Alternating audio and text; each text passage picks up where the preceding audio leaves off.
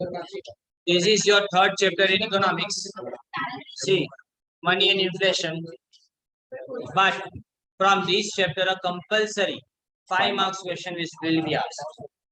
5 mark का question इसमें से बोर्ड में भी आएगा और इस बार की टेस्ट के अंदर आपको 2 5 मार्क के क्वेश्चन लिखाऊंगा, 2 5 मार्क के क्वेश्चन। और ये बार की टेस्ट आपकी छोटी टेस्ट होगी, 20 मार्क्स ओनली, बिकॉज 4 पेज का चैप्टर है,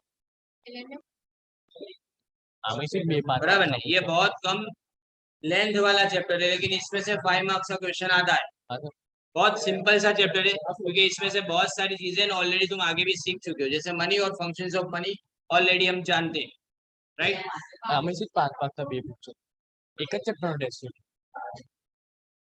एकदम इजी टेस्ट है ये वाली जो भी है ना, बराबर ना?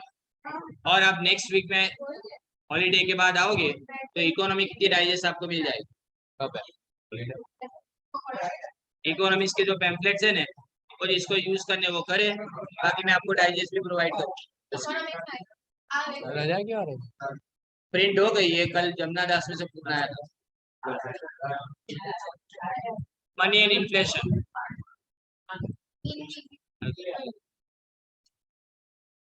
Money and inflation introduction. पहले आप देखो ये साइड पे जो लिखा है ना बॉक्स में, उसको देख लो। सबसे पहले आप है ना बार्टर सिस्टम के बारे में समझोगे, then after you will understand about limitations of a barter system। यानी बार्टर सिस्टम में क्या लिमिटेशंस थी जिसके कारण बार्टर सिस्टम फेल हो गई और हमको मनी इकोनॉमी की तरफ आगे बढ़ना पड़ा। फिर उसके बाद में origin and development of the concept of money, फिर meaning of money and functions of money. देखो इतने सारे पॉइंट लगते हैं, लेकिन पॉइंट है बहुत छोटे छोटे। और यहाँ पे फंक्शंस ऑफ मनी जैसे ही खत्म होगा, उसके बाद में खाली टाइप्स ऑफ मनी का एक छोटा सा पैराग्राफ है। 2 मार्क का ये क्वेश्चन भी पूछा जाता है, types of money. And then after meaning of inflation है, definition of inflation, characteristics of inflation, and finally ये जो लिखा है ना कॉजेज ऑफ इन्फ्लेशन, उसमें से 5 मार्क्स का question. Limitations of barter system 5 mark का क्वेश्चन, राइट? अब देखिए, अपने शुरुआत करते हैं इंट्रोडक्शन से। Money is at the centre of all economic activities in a modern world. यानी मॉडर्न वर्ल्ड में सब पूरी तरह से अगर हम बात करें तो जो भी बात होती है सब पैसे से। Even if you exchange something with somebody, you think about money. For example, when I see a new pen in your hand, मुझे लगता है कि I could exchange it with my pen। तो मैं अगर उसको आपसे एक्सचेंज करवाता हूँ तो माइंड में क्या चल रहा है कि how much worth is my pen and how much worth is your pen। वही कैलकुलेशन चलता है, मतलब उसको अपने मेजर किस में करते हो, always in terms of money. Okay, so that's why modern world के अंदर कोई भी इकोनॉमिक एक्टिविटी को money is at the center। To satisfy his or her needs, an individual requires money to buy goods and services। पैसे चाहिए कि need satisfy करने के लिए पैसे की जरूरत पड़ती है। Money is not only the medium of exchange। Now what is the meaning of medium of exchange? Whatever is exchanged, it is exchanged in terms of money, that is medium of exchange। मतलब कोई भी चीज खरीदेंगे या बेचेंगे तो mind में calculation किससे करेंगे? कोई चीज अगर मेरे पास है ज्यादा एक्सेस में, मैं उसको बेचता हूँ तो पैसे खरीदूंगा, पैसे उसके पास से मुझे मिलेंगे, and then after whatever I will buy, I will use that money only. So इसका मतलब कोई भी एक्सचेंज करना हो तो इसमें मीडियम कौन है? अब मनी। यानी आज ऐसा नहीं होता कि तुम्हारे गेहूं मुझे दे दो, मेरे चावल ले जाओ, ऐसी बात नहीं होती। अब क्या करते हैं, we sell our rice in the market and whatever we get out of that we purchase wheat from another person। So this is how medium of exchange का मतलब होता है। But it is also used as store value। Now what is store value? When you preserve some article in your house for long term, you think about its value। गाय को 2 साल तक में same to same condition में नहीं रख सकता, उसको बीमारी आ सकती है, वो मर भी सकती है, बराबर। लेकिन पैसे अगर मेरे पास समझो कि 1 लाख रुपए है और वो 1 लाख रुपए मैंने कोई साइड पे रखते, वो साइड पे रखूंगा, और अगर मैं 1 साल के बाद में उसको वहां से निकालूंगा तो वो 1 साल के बाद 1 लाख रुपए 1 लाख रुपए दे, वो बात अलग है कि उसकी परचेसिंग पावर कम हो जाएगी, that is another matter, but वो पैसे तो उतने ही रहेंगे ना, right. People save money for their future needs, लेकिन हम फ्यूचर नीड्स के लिए भी पैसे स्टोर करते हैं, यानी मतलब whenever you buy gold, for example आपने गोल्ड खरीदा, आप गोल्ड खरीदते हो तो क्यों खरीदते हैं? अगर आप बिस्किट्स के फॉर्म में अगर उसको खरीदेंगे तो आप उसको स्टोर वैल्यू के हिसाब से, वो बात अलग है घर में शादी हो तो उसको यूज करने के लिए, but still why do we purchase gold more, कि हमको पता है कि कल जाके अगर कोई भी जगह पे तकलीफ आई तो हम इसको बेच के पैसे ला सकते हैं तुरंत। ये गिफ्ट के बारे में जो गोल्ड की गिफ्ट दी जाती है शादियों के अंदर, उसके पीछे का मकसद ये होता है, पहनने में अच्छा कितने दिन लगेगा, कितनी बार पहनोगे, रोज घर में पहन के नहीं, अपने एकता कपूर की सीरियल नहीं बनाते इसमें रोज रोज अपने के आगे गहने पहन के घर में घूमते हैं, बराबर नहीं, वो सीरियल में जैसा होता है, अपने घर में ऐसा नहीं किया जाता, but we purchase gold just because हमको ऐसा है ना कि अगर कभी भी सामने वाले को जिसको गोल्ड हमने गिफ्ट दिया उसको तकलीफ आएगी तो ये गोल्ड उसको काम लगेगा, तो स्टोर ऑफ वैल्यू मनी का अपने गोल्ड के फॉर्म में हमने किया। Human wants are unlimited and a person cannot satisfy all wants by one's own produce, यानी मैं सारी वांट को अपनी, मैं अभी पढ़ा रहा हूँ तो मेरी पढ़ाने से मेरी भूख थोड़ी सेटिस्फाई होगी, उसके लिए मुझे पैसा चाहिए नहीं, तो that's why I have to earn money. Thus a person tries to satisfy maximum possible wants by way of mutual exchange of goods and services। कैसा एक्सचेंज करना है? म्यूचुअल एक्सचेंज, मतलब मैं कोई चीज का फायदा तुमसे ले रहा हूँ और तुम उससे कोई चीज का फायदा ले रहे हो, but in between there is always money, in between there is always one medium and that medium is money. Now see, in earlier times human beings used to satisfy their wants by exchanging goods and services. Barter system का meaning बताया गया, we used to exchange only goods and services. हम क्या करते थे, उसमें भी कोई मेजरमेंट जैसा नहीं था, अगर अनाज चाहिए तो मेरे पास गाय ज्यादा है, मैंने क्या बोला, क्या मेरे पास है एक गाय ले जा, मेरे को अनाज दे। अब गाय के सामने अनाज कोई ऐसा मेजरमेंट नहीं था कि एक गाय कितनी बड़ी होनी चाहिए तो कितना अनाज मिलेगा, कितनी बूढ़ी होनी चाहिए तो कितना अनाज मिलेगा, ऐसा कोई नहीं, गाय ले जा इतना अनाज लिया हो गया, कोई मेजरमेंट जैसा नहीं था। लेकिन बाद में जैसे जैसे बार्टर सिस्टम की प्रॉब्लम्स हमारे सामने आती गई, वैसे वैसे हमको पता चलता गया कि बार्टर सिस्टम इतनी ज्यादा फूल नहीं है, and that's why money came into existence. तो सबसे पहले meaning of barter system. Barter system is a system of exchange where goods or services are directly exchanged for other goods or services without using, ये word याद रखना, barter system के meaning के अंदर अगर ये वर्ड ना लिखो तो कोई मतलब नहीं है, इसका डेफिनेशन देगा without using a medium of exchange such as money, यानी कोई भी कॉमन मीडियम नहीं है, कोई भी चीज को किसी भी चीज के साथ में एक्सचेंज कर सकते, बेचारे हजाम की हालत खराब हो जाए, जितने भी बाल कटाने के लिए आए तो अलग अलग चीजें लेके आए, तो उसको हजाम को क्या करना पड़े, अपनी दुकान से ज्यादा बड़ा तो गोडाउन रखना पड़े, कोई 4 अंडे लेके आए ले कटिंग करा, बराबर, कोई थोड़ा दूध लेके आए, कोई चावल लेके आए, सब अलग अलग चीज, उसको गोडाउन रखना पड़े अलग से, बट ये सब चलता था बिकॉज सर्विसेज ज्यादा नहीं थी, वो खाली प्रोडक्ट जो फिजिकली दिखती थी ना उसी को लोग बेचते थे। Limitations of a barter system.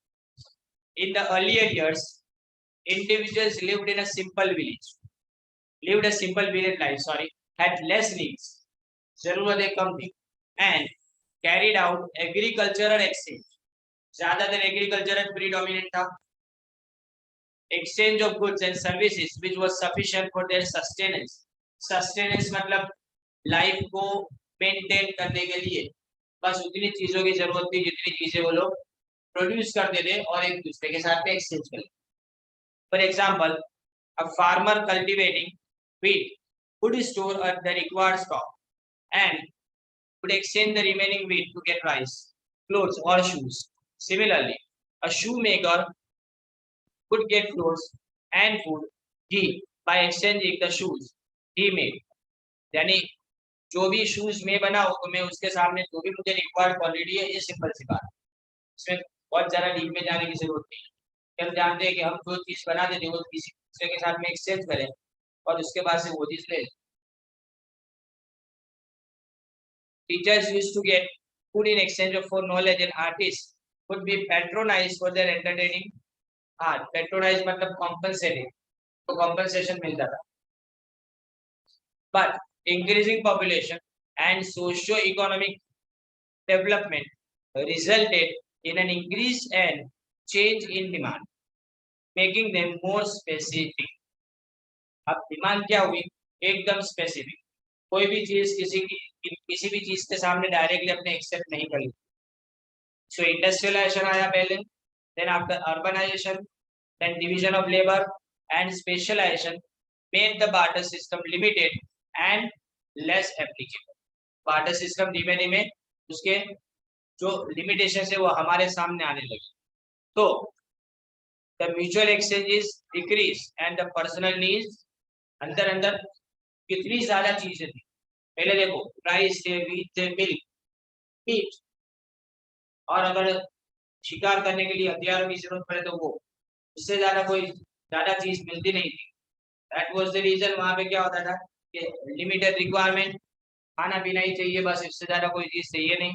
तो जैसे जैसे नीड्स बढ़ती गई और नई नई चीजें दुनिया में आती गई, वैसे वेराइटी बढ़ती गई और अब एक्सचेंज करना मुश्किल हुआ। तो कौन कौन सी मुसीबत आई, ध्यान से सुनो। पहली बात, the prominent limitations of barter system are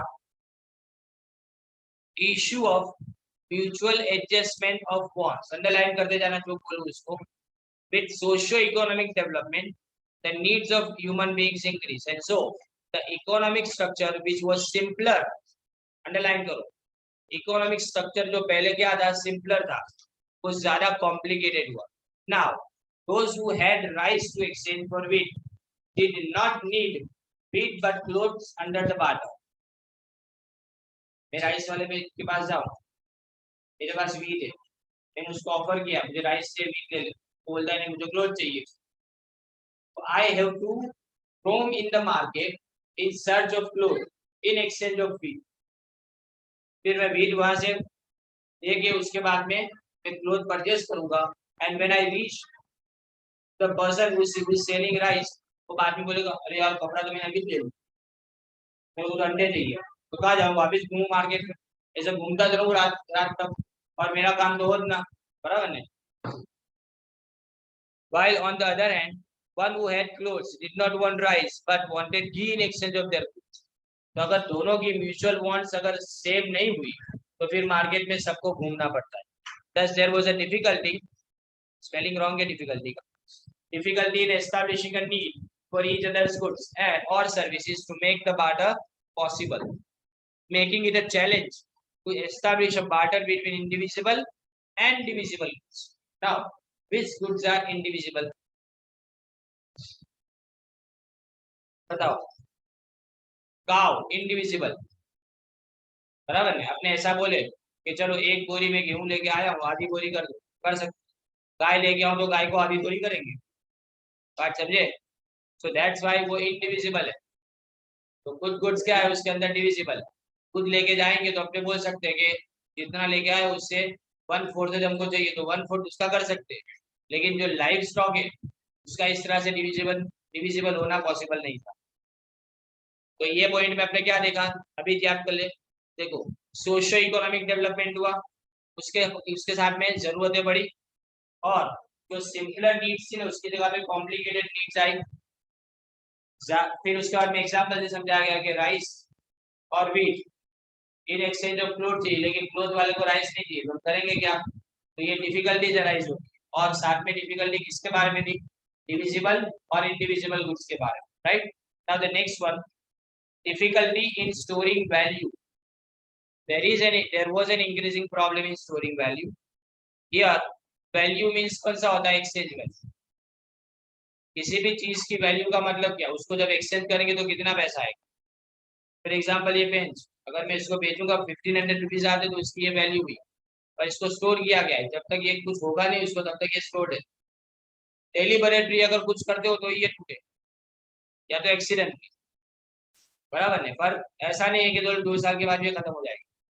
तो यहाँ लिखा गया है स्टोर ऑफ वैल्यू, फार्मर में exchange wheat for pair of shoes और cloth, but when productivity rises, अब हुआ क्या कि खेतों के अंदर ज्यादा चीजें प्रोड्यूस होने लगी। जस्ट टेक एन एग्जांपल, अभी की बात है, मेरे यहाँ पे धनियावी से बच्चे आते हैं, तरसाली के आगे गाँव बहुत अंदर जाते, 10-12 किलोमीटर अंदर जाते, वहां से है बच्चा, तो उसमें से एक लड़का जो है फैसल करके, उसके वहां पे ने तुवेर बनाई, तुवेर खेतों के, तो 300 क्विंटल थी, मैं किलो नहीं बोल रहा हूँ, 300 क्विंटल, 300 क्विंटल। इस बार तुवेर का प्रोडक्शन ज्यादा हुआ, तो उनके पास एक गोडाउन है, उसने गोडाउन में स्टोर करके रखा, 3 महीने से कस्टमर ढूंढ रहे हैं, नहीं मिल रहा, परसों बिक गई, सब सब बिक गई, प्राइस में फ्लक्चुएशन ये वो। अब देखो फार्मर की प्रोडक्टिविटी बढ़ी, तो यहाँ तो क्या पैसे से बिक गया, लेकिन अगर पूरे साल तक इसको रखने का है तो इसके अंदर कीड़े पड़ जाएंगे, खत्म। बात समझे ना क्या बोल रहा हूँ? तो अगर स्टोर करना हो तो स्टोर करने के लिए फैसिलिटी भी होनी चाहिए, फैसिलिटी करी, पर वो भी एग्रीकल्चर प्रोडक्ट्स कितने साल तक रहेगी, साल नहीं महीनों तक रहेगी, साल भी नहीं, कितने खाली महीनों तक रहेगी, उससे ज्यादा तो रहेगी नहीं। सो दैट्स वाई हम ऐसा मानते हैं कि जो भी एग्रीकल्चरल प्रोड्यूसर है, तो एग्रीकल्चरल प्रोड्यूस की स्टोर वैल्यू इतनी ज्यादा होती नहीं है, उसके सामने मनी की बात है। मैंने अभी बोला, आपकी जेब में जो नोट है वो 3 साल पहले की भी हो सकती है, 4 साल पहले की भी हो सकती है, अगर 100 की नोट है और पुरानी है तो 15 साल पहले की भी हो सकती है, बराबर है, बस खाली वो 500-1000 वाली नहीं होगी।